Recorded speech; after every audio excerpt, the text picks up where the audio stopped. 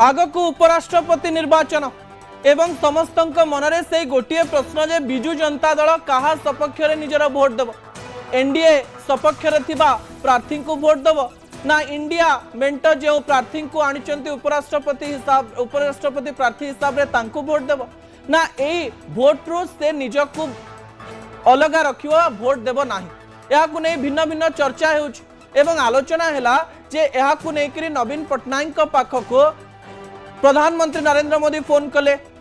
Rajnath Singh phone कले, Amit Shah phone कले, खड़गे फोन कले एवं तांकर देहर असुस्थता कथा पचारिबा पई से सुस्थ हेलेन कि नहीं पचारिबा पई एही फोन कॉल गुड़िक आसीची बोली चर्चा होतबा बेले एथिरे उपराष्ट्रपति निर्वाचन को नेकरी मध्य चर्चा जोर धरिला। दर्शक बंधु द्वितीय प्रसंग टीवी स्क्रीन को आनिबा पई अनुरोध करबी जहा गुरुत्वपूर्ण उपराष्ट्रपति निर्वाचन भोट देई न पारे बिजु जनता दल